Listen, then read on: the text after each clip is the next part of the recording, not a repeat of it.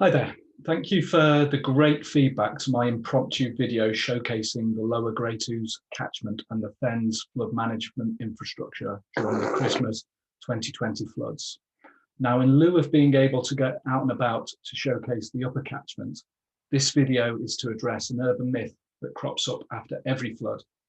But this time with social media, it feels like those rumours have circulated even more.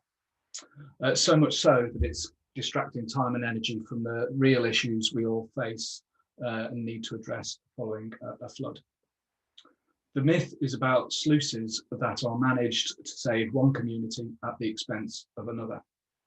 Now, it's great that people are rightly curious about how rivers are managed. And indeed, I always need to remind myself that not everyone is a geography geek like me. However, in the past in my career, I've heard people in Huntingdon claiming sluices opening in Northampton caused them flooding. Now, Northampton is on the River Nene, not on the River Great Ouse, so that one is a particularly easy one to quash. But during these last floods, I've heard a few people in St Ives or St Neots blaming sluices in Bedford, people in Bedford blaming river control in Milton Keynes, or people in Buckingham also blaming Bedford, and people in Alconbury blaming sluices in Brampton. So what I aim to do through this video is give a high-level overview as to how the catchment is managed. Now, the River Great Ouse catchment, as you can see there, is a big one. It's the 5th largest river catchment in England. And to break the catchment down simply, there's normal rivers with normal control structures in the upper parts of the catchment, and then heavily engineered and mostly highly controlled flood management assets in the Fens, which is effectively from Earith downstream, and just upstream of Earith, we have the dual challenge of threat from the sea, because that's where the tidal limits of the River Great Ouse, certainly up the Bedford Ouse, is. So within that catchment, you can break it down into 3 main sub-areas. And all the rumours that I've heard are around the Bedford Ouse part of the catchment, so that's where I'll focus on in a minute. The Ely Ouse system, and that includes the Cam and the rivers that flow from Norfolk and Suffolk into the Ely Ouse, is a little bit more nuanced in its flood control, given the Ely Ouse flood protection scheme, which includes the cut-off channel as well. So that's quite a complicated system. And the middle level part of the Great Ouse catchment is highly controlled. And it may well be that this control, and indeed the Fens in general, that magnifies any perception that there is a greater ability to control flood flows in the upper parts of the catchment than there actually is. Right, so if I now focus in on the Bedford Ouse. So the Bedford Ouse, and what I'm talking about here is everything effectively upstream of Earith on the Bedford Ouse. So yeah, and that goes all the way past Brackley and includes a number of tributaries. Now there are many river control structures along the Bedford Ouse, but all bar a small reservoir in Toaster are there to manage in-channel flows only.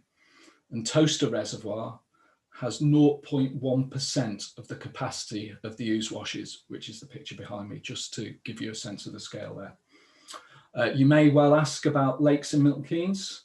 Well, these are a city-scale version of the sustainable drainage balancing ponds you see in new housing developments or by the side of motorways. Willen and Caldecott lakes within Milton Keynes are the biggest of those and are owned and operated by Anglian Water. So the Environment Agency operate 21 sluices on the River Great Ouse and associated mill channels, and that excludes the tributaries. And these operate in conjunction with 37 fixed weirs and 15 navigation locks. And again, the Great Ouse up the Bedford Ouse is navigable to Kempston. These sluices operate automatically and in normal conditions are there to primarily maintain a level for navigation, to enable irrigation and for public water supply. And Anglian Water's intake is at Offord for Grafham Water. So as flows increase following rainfall, they start to provide a flood control function and automatically open incrementally. During high flows, Environment Agency operatives manually check that they are working, that there are no blockages, and also reverse locks to maximise a flow discharge. Once flows are such that levels upstream and downstream of the structure are equalised, so there's little fall between upstream and downstream, they cease to have any further control over floodwater, either upstream or downstream. If the sluices were stuck closed for some reason, any impacts will be localised and short term until the structure itself was drowned out. Now, there are quite a few rumours that I've heard about Bedford Sluice, and I'm not sure which specific structure people are referring to when they say Bedford Sluice. And indeed, it would have to be a huge structure to hold a flood peak back to impact Buckingham, or to open up manually to send a large flood peak down to St Neots. So the images there on the left are of Cardington Sluice and Lock in Bedford. And as you can see, it's a pretty small structure, but one that's fairly typical of all of those upstream of Earith. Now, you might have guessed I'm a bit of a nerd. So when I'm watching telly and we're watching travel programs, I look on Google Maps and try and find where people are in the world and follow them around. So I'd really encourage people to explore the river virtually and zoom in on these structures. And once lockdown is over, and it's safe to do so, many of them are on public rights of way. So, please go and safely check them out. Indeed, Bedford has a lovely riverfront. And if you haven't been to the River Festival before, I highly recommend it. But if you stand close to one of these structures and look upstream and downstream, just try to visualise what scale of infrastructure would actually be needed to hold back the scale of floodwater we see in the floodplain during floods such as Christmas 2020. It wouldn't just be much, much bigger sluices. It would be large embankments spanning a large floodplain to tie in with high ground either side of the river. There is no conspiracy. What we see in the Great Ouse is a large river catchment with many tributaries responding differently depending on where the rain falls, how much rain falls, how intense that rain falls, and how saturated or not the land is. This leads to multiple peaks coming down the catchment and down different tributaries, and that will vary from flood to flood.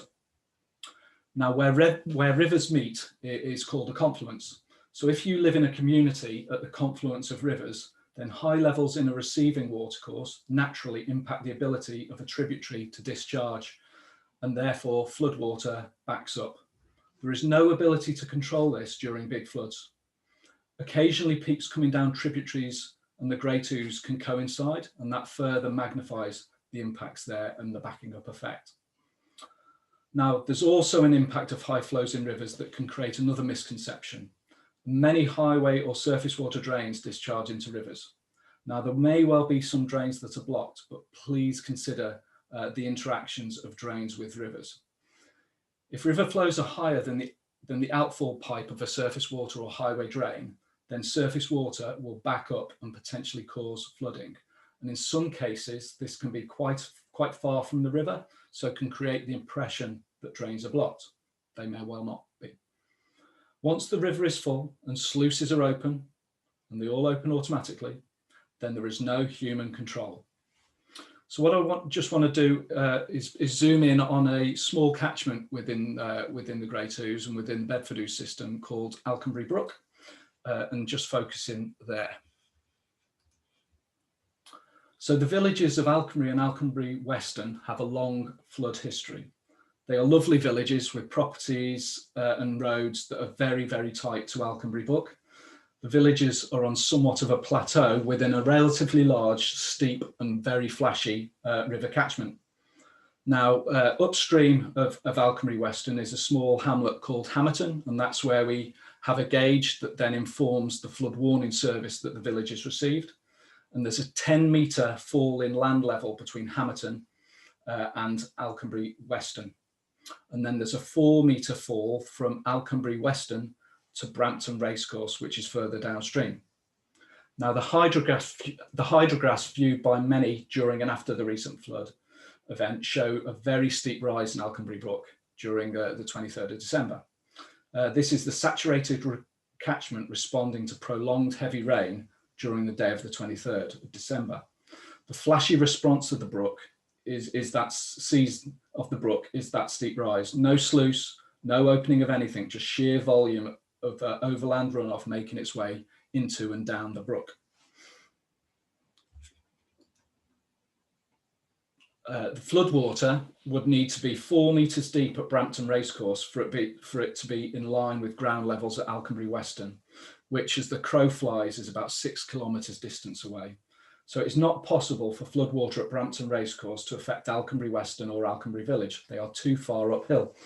The lie of the land does not make this possible, and the sheer amount of water that this would take anyway would be biblical.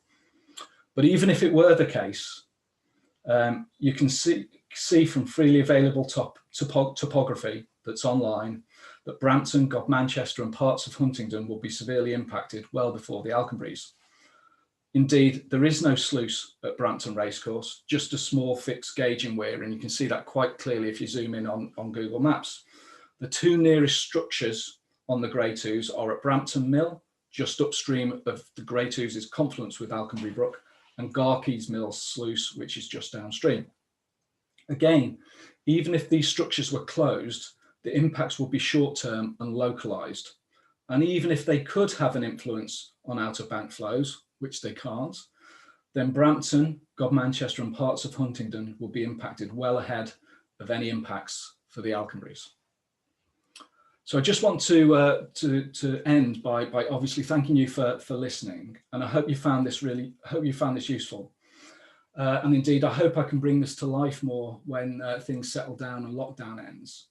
I really encourage people to share it within community forums and continue to be curious about how the river is managed.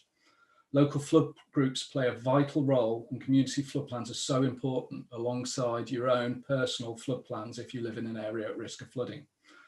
Now, if there are specific structures within the Great Ouse catchment that you'd like to know a little bit more about, please drop a comment within this YouTube and I'll see what I can do. Can't promise when, but I'll try my best. And as I said, when things settle down, hopefully we can get out and about and take some videos for you. So please stay safe. Thank you for watching and take care.